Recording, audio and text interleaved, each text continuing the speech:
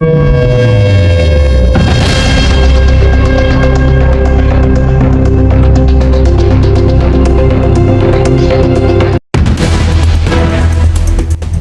aktual 19 Mei 2025. Gaza, Yerusalem, dunia kini berdiri di tepi jurang nurani, menyaksikan satu dari krisis kemanusiaan paling memilukan di abad ini.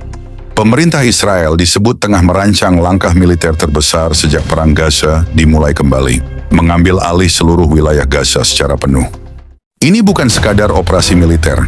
Ini adalah lonceng kematian bagi harapan 2 juta jiwa yang terkepung dan kelelahan. Sebagian besar dari mereka telah terusir dari rumah sendiri, berpindah dari puing ke puing, dari ketakutan ke ketidakpastian. Mereka hidup seperti bayang-bayang. Mereka makan debu, minum dari tangan, dan tidur di bawah dentuman, tapi mereka tetap bertahan, meski harapan mulai menyerupai khayalan. Mereka seperti manusia bodoh yang mempertahankan tanah yang bukan miliknya. Tanah yang menurut sebagian besar keyakinan monoteistik telah dijanjikan kepada Israel sejak ribuan tahun lalu. Dengan penuh perlawanan mereka menggenggam puing-puing reruntuhan, berharap bahwa dunia atau Tuhan yang mereka kenal akan datang menyelamatkan. Di tengah kehancuran Gaza, pertanyaan terbesar yang menggema bukan hanya dari suara roket atau teriakan pengungsi, tapi dari bisikan nurani. Di manakah Tuhan mereka? Mereka berdoa ke arah mata angin. Mereka bersujud pada batu. Mereka mengulang mantra, berharap langit mendengar. Tapi langit tetap diam, dan tanah di bawah kaki mereka terus diguncang. Sebagian dari mereka tidak tahu bahwa mereka telah tersesat dalam ibadah kepada ilusi, kepada ilah yang tidak hidup, kepada ajaran yang menolak anak Allah yang sejati. Sebab ada banyak nabi palsu yang telah keluar ke dunia. 1 Yohanes 4 ayat 1. Akulah jalan dan kebenaran dan hidup. Tidak ada seorang pun yang datang kepada Bapa kalau tidak melalui aku. Yohanes 14 ayat 6. Mereka berharap dunia menolong mereka, tapi dunia tidak mampu menyelamatkan siapapun. Hanya Yesus yang dapat menyelamatkan. Menurut laporan dari kalangan keamanan Israel, rencana besar ini menyasar seluruh Gaza, dari utara hingga selatan Rafah. Kawasan terakhir yang sebelumnya disebut zona aman, kini tak lebih dari harapan kosong. Tujuan resmi, menghapus Hamas hingga ke akar. Namun realitas di lapangan menggambarkan sesuatu yang lebih kelam, pemusnahan sistematis ruang hidup satu bangsa. Warga sipil Gaza kembali diperintahkan untuk mengungsi. Untuk keempat, kelima, bahkan keenam kalinya. Mereka berjalan tanpa arah, membawa anak-anak yang demam dan lelah, tanpa makanan, tanpa tempat berlindung. Wilayah selatan yang dijadikan tujuan evakuasi kini sudah penuh sesak. Kota-kota kecil berubah menjadi lautan tenda sobek dan debu. Kami seperti hantu di tanah kami sendiri, tutur Salma Al-Kurd, ibu 5 anak dari Deir al-Balah, yang kini hidup di tenda darurat. Anak saya yang bungsu tanya, "Ibu, apa kami akan hidup besok?" Dan saya tak tahu harus menjawab apa. Pemerintah Israel bersikukuh bahwa langkah ini adalah langkah keamanan mutlak. Namun banyak pihak menilai ini sebagai jalan menuju pendudukan total dan berkepanjangan. Seorang pejabat Israel menyebut ini sebagai momen strategis untuk memulihkan kontrol atas Gaza. Bagi kalangan Kristen dan Yahudi, langkah Israel untuk merebut kembali seluruh Gaza dianggap bukan sekadar strategi politik, melainkan bagian dari rencana ilahi yang telah dinubuatkan dalam Alkitab. Sebab Tuhan telah memilih Sion, Ia menginginkannya menjadi tempat kedudukannya. Mazmur 132 ayat 13. Tanah yang kini diperebutkan diyakini sebagai bagian dari tanah perjanjian, warisan yang dijanjikan kepada keturunan Abraham. Oleh karena itu, sebagian kelompok memandang bahwa usaha pendirian negara Palestina justru bertentangan dengan kehendak Tuhan dan secara rohani merupakan bentuk perlawanan terhadap rancangan ilahi. Kalangan Kristen evangelikal di Amerika Serikat dan Eropa bahkan menyuarakan dukungan terbuka terhadap langkah militer Israel di Gaza. Mereka melihatnya sebagai penggenapan nubuat akhir zaman, di mana bangsa Israel akan memulihkan otoritas atas tanah mereka sebelum kedatangan Mesias. Apa yang terjadi hari ini bukan hanya bagian dari sejarah, tapi bagian dari nubuat. Kita melihat firman Tuhan hidup di depan mata kita, ujar pendeta John Calver, seorang pemimpin gereja di Texas Westingers. Hari ini, langit Gaza kembali gelap. Bukan karena malam, tapi karena asap dan debu dari bom yang tak berhenti jatuh. Dunia bertanya-tanya, tapi tak berani menjawab. Berapa banyak nyawa lagi yang harus dikorbankan atas nama keamanan? Dan bagi mereka yang percaya pada nubuatan, mungkinkah ini saatnya sejarah dan takdir bertabrakan di tanah yang dulu dijanjikan dan kini berdarah? Shalom saudara-saudari, terkasih dalam Kristus. Selamat kita berjumpa kembali dalam renungan sore ini. Saya percaya saudara semua telah melewati hari ini dalam penyertaan dan anugerah Tuhan yang besar. Mungkin ada di antara kita yang hari ini penuh sukacita, ada pula yang bergumul dengan kelelahan, tekanan, atau bahkan kesedihan. Tetapi sore ini, mari kita duduk diam sejenak di hadapan Tuhan, membuka hati dan pikiran, sebab firman Tuhan bukan hanya penghibur, tapi pedang yang membelah kegelapan, membongkar kepalsuan, dan menegakkan yang benar. Dalam setiap renungan ini, biarlah api hadiratnya membakar segala kelam, membangunkan hati yang tertidur, dan mengarahkan hidup kita kembali ke jalan yang dikehendakinya. Mari kita berdoa. Tuhan Yesus, terima kasih untuk setiap napas, untuk kekuatan yang menopang kami ketika kami sudah tak mampu berdiri sendiri. Terima kasih karena ketika dunia tidak mengerti kami, Engkau tetap memeluk kami dengan kasih yang tidak bersyarat. Sore ini, kami datang dengan luka yang tak terlihat, dengan air mata yang tak sempat jatuh, dan dengan pertanyaan-pertanyaan yang belum terjawab. Tapi kami tahu, satu-satunya tempat yang aman adalah hadapan-Mu. Bicaralah Tuhan, bukan hanya ke telinga kami, tapi ke hati yang paling dalam. Pulihkan yang remuk, kuatkan yang rapuh, dan rangkul setiap jiwa yang merasa sendiri. Kami butuh Engkau, kami rindu mendengar suara-Mu. Dalam nama Yesus, kami berserah dan membuka renungan ini. Amin.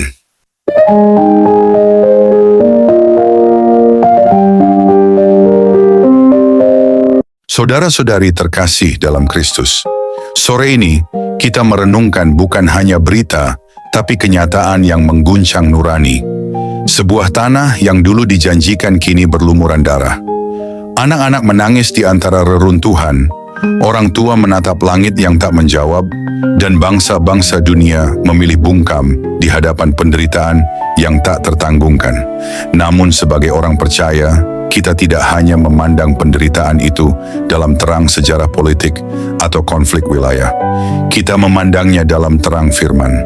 Sebab dunia ini bukan hanya bergerak secara horizontal, tapi juga vertikal, dari bumi menuju kekekalan. Dan di dalam kekekalan itulah firman Tuhan sedang digenapi, langkah demi langkah, nubuatan demi nubuatan. Ketika bangsa-bangsa bertikai, ketika orang mengklaim kebenaran berdasarkan darah dan tanah, kita diingatkan akan satu hal, hanya Kristus yang adalah jalan dan kebenaran dan hidup. Yohanes 14 ayat 6. Kita tidak berpihak pada peta dunia, tapi pada rencana Allah yang kekal. Dan rencana itu bukan untuk menghancurkan, tetapi untuk menyelamatkan. Namun keselamatan itu tidak datang lewat kekuatan senjata atau kemenangan politik, tetapi melalui salib. Tempat darah anak domba tercurah bukan untuk satu bangsa saja, tapi untuk seluruh umat manusia. Dalam kekelaman Gaza, kita melihat bayangan dari dunia yang sedang sekarat, dunia yang menolak Sang Penebus, dunia yang lebih percaya pada kekuasaan daripada kasih karunia. Tapi kita tahu, firman Tuhan tidak pernah gagal. Segala sesuatu yang terjadi hari ini bukanlah kebetulan. Dunia boleh berguncang, langit boleh tetap diam, tapi janji Tuhan tetap berdiri. Akan datang hari ketika Kristus kembali, bukan sebagai bayi di palungan, tetapi sebagai raja di atas segala raja. Saat itu, tidak ada lagi tenda pengungsian, tidak ada lagi bom atau jerit anak-anak, tidak ada lagi bangsa yang melawan bangsa. Yang ada hanya damai sejahtera di bawah pemerintahan Kristus yang adil dan benar. Sampai hari itu tiba, kita dipanggil untuk berjaga-jaga, berdiri di celah, dan tidak buta terhadap zaman. Kita tidak boleh ikut terseret dalam kebisingan dunia yang menyamarkan kebenaran. kita harus berpegang teguh pada firman dan pada salib. Sebab hanya di sanalah ada pengharapan yang tidak akan musnah. Gaza hanyalah satu dari banyak titik api di dunia ini. Tapi di balik semua itu, Tuhan sedang menyusun kepingan-kepingan nubuatnya. Dan bagi kita yang percaya, biarlah penderitaan dunia ini justru membawa kita lebih dekat kepada Kristus. Satu-satunya juru selamat, satu-satunya raja yang akan datang dengan kemuliaan. Sebab segala kuasa dan kerajaan di dunia ini akan berlalu, tapi firman Tuhan tinggal tetap untuk selama-lamanya.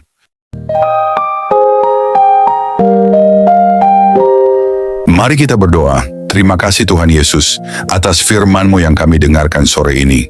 Terima kasih karena Engkau tidak pernah membiarkan kami hidup tanpa arah, tetapi selalu menyediakan firman-Mu sebagai pelita bagi kaki kami, sebagai cahaya yang menerangi jalan kami. Setiap ayat yang kami renungkan tadi adalah napas kehidupan, yang memberi pengharapan di tengah keputusasaan dan kekuatan di tengah kelemahan. Tuhan, kami sadar hidup ini tidak mudah. Begitu banyak tantangan, pergumulan, dan tekanan yang sering membuat kami lelah dan ingin menyerah. Tapi sore ini Engkau berbicara. Engkau meneguhkan kembali iman kami.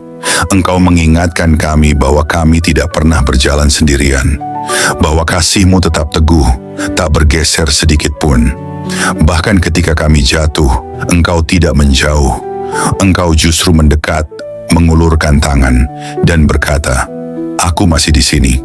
Kami mau mengucap syukur karena Engkau adalah Tuhan yang tidak pernah bosan menanti kami kembali. Tuhan yang tidak hanya melihat kekurangan kami, tetapi melihat potensi kami dalam kasih karunia-Mu. Tuhan yang tidak hanya menghitung dosa kami, tapi yang menanti dengan belas kasih, supaya kami bertobat dan hidup kembali dalam terang. Kami serahkan hati kami ke dalam tangan-Mu. Segala luka, segala kecewa, segala air mata yang mungkin tidak terlihat oleh siapapun, hanya Engkau yang tahu. Sembuhkan kami Tuhan, bangkitkan kami kembali. Ajari kami untuk percaya meski keadaan belum berubah. Ajari kami untuk tetap bersyukur meski jalan masih tampak gelap. Dan ajari kami untuk tetap setia meski jawaban belum terlihat di depan mata. Kami juga berdoa untuk setiap orang yang mendengar renungan sore ini. Biarlah setiap firman yang ditaburkan tidak gugur sia-sia, tetapi bertumbuh dan menghasilkan buah dalam kehidupan yang nyata. Buah pertobatan, buah iman, buah kasih, dan buah kesetiaan kepadamu. Jangan biarkan firman-Mu ini terlupakan saat kami kembali ke rutinitas kami, tapi kiranya terus menggema dalam hati, mengganggu kami ketika kami mulai menjauh dari jalan-Mu, dan mengingatkan kami untuk terus kembali pada salib-Mu. Dan ketika malam nanti kami memejamkan mata, biarlah firman-Mu masih menjadi nyanyian di hati kami, menenangkan pikiran kami, membalut luka kami, memberi damai yang dunia tidak bisa berikan, damai yang hanya Engkau sendiri yang dapat limpahkan. Terima kasih Tuhan Yesus, Engkau sungguh baik. Kami bersyukur karena Engkau masih peduli, karena Engkau masih berbicara, dan karena Engkau masih mengundang kami untuk datang lebih dekat lagi kepadamu. Kami akhiri doa ini dengan penuh rasa syukur dan kerinduan agar hidup kami benar-benar menjadi persembahan yang hidup bagi kemuliaan-Mu.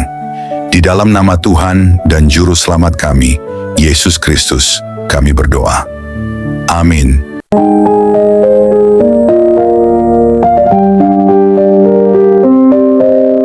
Puji Tuhan, saudara yang dikasihi oleh Tuhan, saya percaya bahwa firman Tuhan selalu menjadi berkat, kekuatan, dan penghiburan bagi setiap kita.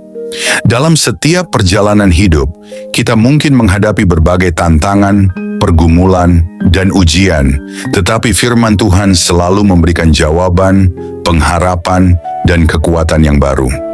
Roh Kudus yang telah diberikan kepada kita akan selalu menolong dan membimbing kita untuk semakin memahami kebenaran firman Tuhan. Dia akan menerangi hati dan pikiran kita agar kita dapat hidup sesuai dengan kehendak-Nya, berjalan dalam terang-Nya, dan mengalami kehidupan yang penuh dengan kasih karunia serta kemenangan di dalam Yesus Kristus. Jangan pernah takut atau khawatir, sebab Tuhan selalu beserta kita. Dia yang memegang kendali atas segala sesuatu, dan janjinya adalah ya dan amin. Percayalah bahwa setiap langkah hidup kita telah dirancang untuk membawa kita kepada rencananya yang indah. Pegang teguh firman-Nya, berdoalah dengan iman, dan hiduplah dalam ketaatan kepadanya, maka kita akan melihat kemuliaan Tuhan dinyatakan dalam hidup kita. Tuhan Yesus memberkati saudara semua. Teruslah bertumbuh dalam iman, kasih, dan pengharapan di dalam Kristus. Sampai jumpa dalam renungan berikutnya, kiranya damai sejahtera Tuhan senantiasa menyertai kita semua.